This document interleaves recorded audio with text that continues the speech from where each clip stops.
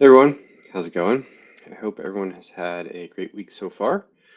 We're continuing on in our Mastering the Basics series here, and so we've covered topics related to nutrition at this point. We've covered topics related to sleep, and now we're going to start talking about physical activity a little bit. And the first topic related to physical activity that we're going to talk about today is probably not something that you might be thinking about when I talk about physical activity. You're probably thinking, oh, he's going to talk about exercise or running or strength training or something like in that realm because that's going to be the most impactful. But actually, I don't think that those are the most impactful when it comes to physical activity. The topic we're going to talk about today is movement. And what do I mean by movement? Because isn't running and strength training and all that exercise isn't a form of movement? Yeah, it is. But I'm not talking about exercise. Don't care about the 20, 30, 40, 50 minutes that you might spend in the gym or running on the road or whatever, as much as I care about how you are moving your body throughout the day. So I think one of the major issues that we have today when it comes to overall health is the lack of movement that we have in our days, right? Um, it was not too long ago that physical activity and moving throughout the day, maybe less than 100 years ago or so, were pretty much baked into life. Like in order to survive, um, up until that point, you had to do something physically with your body, whether that was some kind of work or lots of jobs, right? It wasn't until we got to the point, and then obviously further back, right, where we were hunting and gathering. We had to survive, and that meant moving around a fair amount of our day in order to find the right amount of food and water and shelter and all that stuff, right?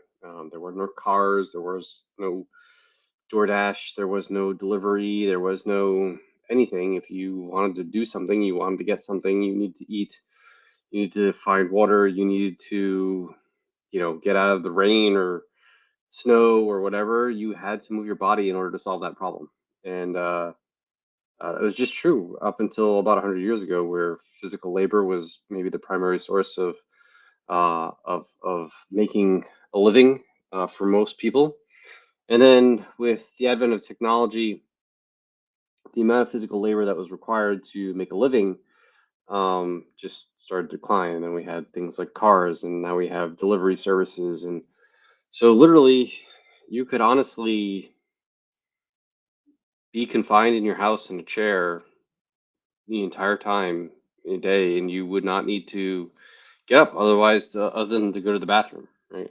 You could literally sit down, you could wake up, maybe walk downstairs, sit down, and sit in that chair and spend your entire day in that chair without ever having to leave the chair and be completely well fed and completely happy until you had to go back upstairs in the bed and go to sleep. And I guess some people probably don't even leave their bedroom to do that.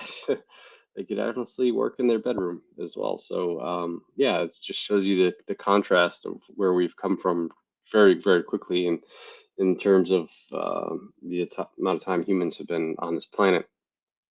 And so uh, this creates a big mismatch between what our bodies expect and what we are actually doing. And so when I work with clients, what I first look at, one of the first things I look at is not how many times a week they're exercising or the type of exercise they're doing or whether it's strength training or cardio or the type of strength training they're doing or the type of cardio they're doing, the modality they choose, how long they're doing it. I don't care any iota about that until I figure out whether they are moving their body throughout the day.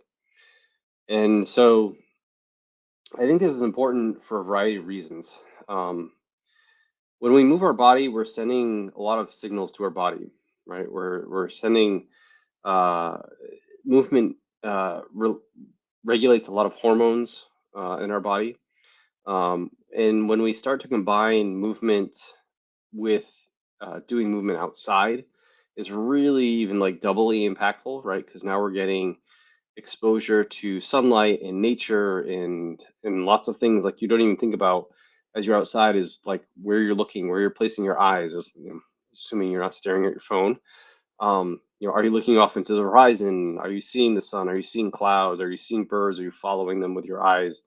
Are you, that all makes a big difference in sending signals to our body about where we are and what we're doing and what time of day it is and what kind of hormones should be released and not released in our body. And so there's a real big impact related to sleep. Like we just talked about sleep, right? And one of the things we didn't really mention in that series because there's so many things related to sleep, but one of the things I didn't mention is just physical activity can help regulate sleep. Um, Not only just by like being outside and exposing yourself to the sun, but also making you physically tired. Like a lot of people aren't tired at night because they literally have done nothing the entire day. They have not moved their body. And when you go out and you spend the whole day, walking or whatever, just not doing any kind of physical like strenuous exercise, just moving your body all day long. Maybe you're doing yard work or you've in a theme park walking around all day long or whatever, and you get home and you fall asleep and sleep like a baby. Like it's amazing. And then, like I said, being outside, like if you go outside and like you have ever spent any time camping and you're outside all day long, there's something about being outside that just gives you like this most beautiful, restful sleep at night. And it's just a magical experience. So we want to move our bodies. We especially want to move our bodies outside. Um, and it also outside of sleep, it regulates our our blood sugar. Lots of people are just inundated with a large amount of carbohydrates and their blood sugar is all over the place and movement is like one of the best ways to regulate that. If you were to strap a sensor to your arm and measure it in real time and you had a couple pop tarts and then went for a walk or sat on the couch and then compare that to having a couple pop tarts and then going for a walk, you would see a huge difference in the response, right? And you're not doing anything strenuous. You're just moving your body, and all of a sudden, all of that blood sugar gets taken up by your muscles, right? Um, and then also, we just obviously have the obvious advantage of just burning calories, right? Like we live in an age where we're not short on food, and we are not moving our bodies at all. And so, our caloric expenditure, that balance that we have, calories in, calories out, and yes, that gets a lot of it's not a perfect model. There's lots of flaws to that model, but at the end of the day, like you want to expend some calories, and so it's not exercise that expends the most calories. Like unless you're training for several hours a day, which most people are not doing that.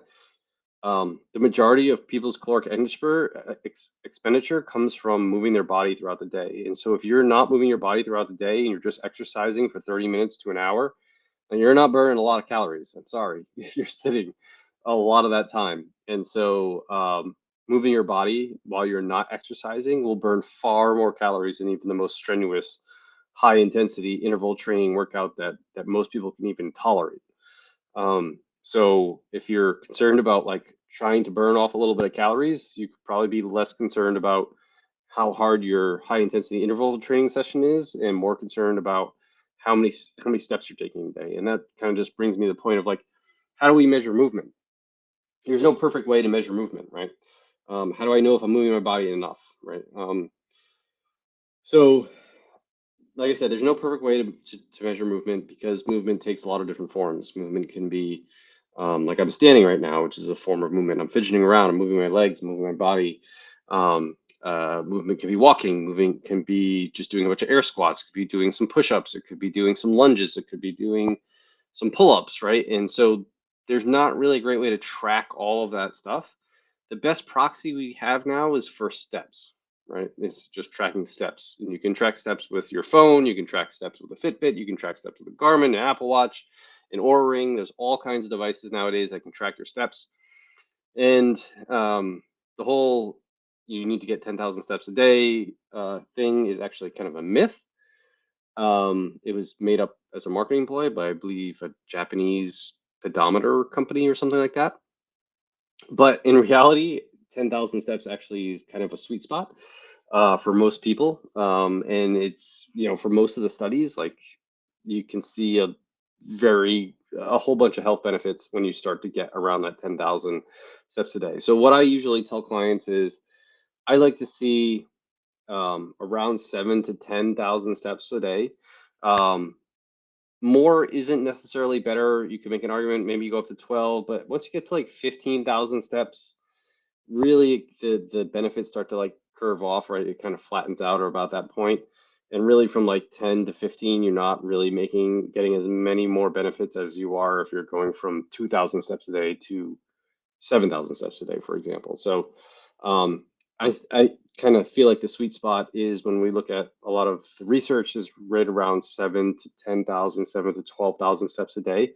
So if you're that should be your goal, right? Like I say, 10,000 steps kind of seems like a nice middle ground. It's a nice round number. It works really well. It's easy to remember. Even though originally it was a kind of a marketing ploy, it does kind of pan out to be a pretty good number to shoot for. Um, and then if you have other stuff inside that day, so say you get 7,000 steps a day, but you did every 30 minutes or every hour in your day, you did 10 body weight squats and 10 push-ups, right? It doesn't account for that stuff, but that's another form of moving your body, right? And breaking up your sitting or standing activities. So throw that in you're pretty much golden, right? So um, that's why I look for that number as far as steps because I feel like people, steps are pretty good proxy for most things. If you're riding your bike a lot, it's not going to show up in steps and stuff like that. And but if you're constantly on the move, riding your bike or whatever, you can tell, right? You're moving your body throughout the day. You're not sitting in a chair, right? But that's what I generally look for, and I really just want people to like, and it's not that hard to get to 7 to 10,000 steps a day. um, I know it might sound intimidating in the beginning, but like if you take 3 20-minute walks a day, it's not bad, right? And walking is pretty much accessible to everyone, right? You just need a pair of shoes. You don't even really need a pair of shoes. Like you make an argument, you don't need a pair of shoes, but just need a pair of shoes and you head out your door and you go for a walk, right? And how do I encourage clients to do that? I just say every time you eat a meal, go for a walk, right? Do what you can. If you have breakfast, lunch, and dinner every day, you get 3 20-minute walks in, and you're going to be well up on your way to getting that 7,000 steps easily. Um, and there's like a whole host, like I said, of other benefits here we're talking about with movement. You can walk with your neighbor, you can walk with your wife, you can walk with your kids, and there's a whole social connection aspect that come into this place as well as I said, the sunlight, being out in nature. And like I said, it doesn't have to be a walk. It could be a bike ride. It could be any, whatever form of movement you like that just breaks up your day, that makes you move, right? Maybe it's some body weight exercises. It can be anything you want. And so, but ultimately, what I'm just looking for is for you to move your body throughout the day. We just want to decrease the amount of time that you're spent sitting in a chair in a static position for a long period of time. So, with that said, um, that is the movement piece of today's Mastering the Basics. And I hope that helps and makes a lot of sense. And we'll move on to some other forms of physical activity in the next videos. But overall, if you're not getting, um, around 7 to 10 to up to 12,000 steps a day, and then if you're on the low 7,000 step, breaking up and throwing in some body weight exercises or other forms of movement that you like, yoga, whatever, that type of stuff, dancing, Pilates, I don't really care. Just throw them in there, and you should be fine. And you shouldn't really concern yourself about exercise until you're getting that basic movement, meaning that those basic movement benchmarks for movement throughout the day. So with that, if you want to keep up with this Mastering the Basics series as we move on, you should sign up for my newsletter. You can do that by scanning the QR code in the video or going to rjbhealth.coach and clicking on the newsletter tab on the top. And then once you do that, you'll be brought to a page where you have a form to fill out with just enter your email address and click the sign up button. And I will email you all of the rest of the videos in this series and all the other content that I put out on a weekly basis. And if you need help mastering the basics, whether it's movement or physical activity or sleep or nutrition or something else, I do have a handful of spots left open in my one-on-one coaching. So you can do that also by going to my website, rjbhealth.coach. Click on the, actually just click on the schedule discovery call button on the right on the homepage there, and you'll fill out that form and I'll get right back to you and talk a little bit more about one-on-one coaching. So I hope everyone has a great weekend and I will talk to you all next week.